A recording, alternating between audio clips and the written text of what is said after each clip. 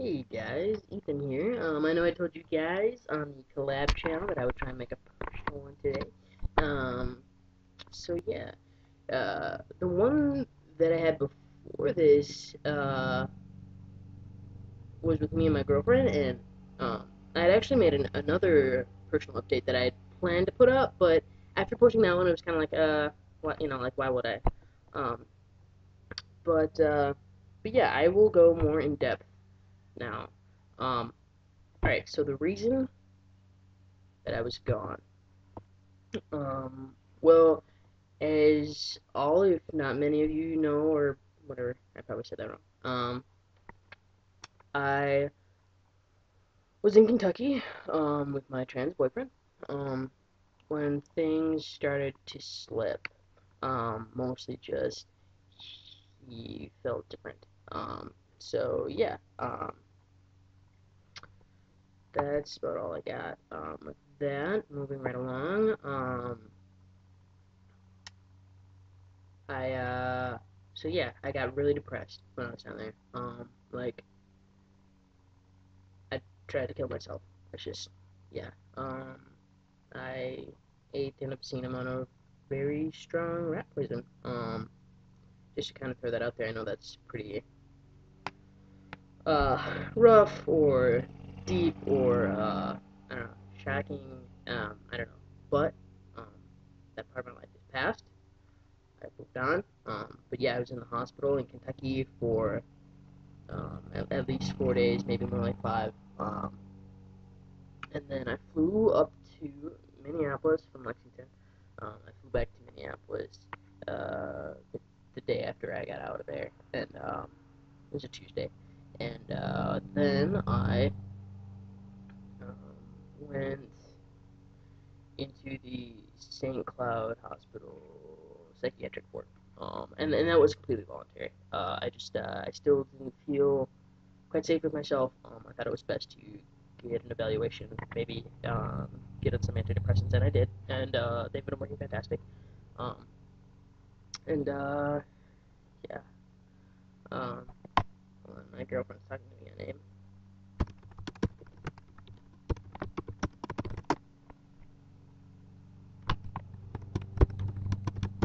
She registered for classes today, so I'm like, I'm proud of you. I am, and a little jealous. But anyway, yeah. So then I spent uh, another 4 or 5 days there. Um, I got something called a Rule 25 done, which um, is for people who are chemically dependent. Just pretty much, like you get to talk to someone one on one, and you got to kind of prove your case why you can't afford treatment. And I didn't really think of myself as being chemically dependent. Like I realized that when I drink, it's you know probably not good because it is to excess because I'm not a stereotypical college partier. Um, so uh, when I start to drink, 99% of the time it's to get drunk. So yeah, so I just really you know thought that that would be a good idea to get taken care of, because when I drink, I get super depressed, and it's just all connected. Um, so I qualified for the Rule 25, which means I could go to treatment without paying a dime. And so I did. I went to the Pride Institute, which is in Eden Prairie, Minnesota, and I would highly recommend it. It was a great place. It's for GLBTQ XYZ W983, just about queers who are chemically dependent or are going through psychological issues such as myself. And it was fantastic. It was really nice. It's like facilities like that exist elsewhere in the country, but it's the only residential style living facility. So like for a while I had my own room until I got a trans girl roommate, and she was a blast. I really liked her. Um, yeah, it was really nice. Really nice. They had a nice gym, et cetera, et cetera. If any of you are interested in knowing more about the Pride Institute, let me know. I'll try and put a link on the bottom. But yeah. So what else? So yeah, I went there for month-ish. Because I went in March 22nd, and I think I left April 22nd. And while I was there, I was playing gay rehab volleyball, and that's how I like to put it, and ruptured my Achilles tendon, just went broke. So, I had surgery on that. So I have a sweet scar. Yeah, it's actually really badass. Um, so yeah, then after that, so since then, I've been living with my dad and my grandma in the Eau Claire area, and that's been going really well. And I just immediately started searching for apartments back in Minneapolis online, like on Craigslist and stuff like that. Um, and then my girlfriend Maya had a sweet job working with Environment Minnesota, which is through the Fund for Public Interest, and so she referred me to them, and I got a sweet job through them. So if you need a job, check in your big city if they have it. Yeah, just call 1-800-75-EARTH. It's pretty sweet. So I'm going to be doing canvassing for liberal political orgs this summer. I'm mostly fighting for environmental rights and things like that. So I'm really excited. So I have a sweet job. It's going to pay really well. I'm going to be making bank.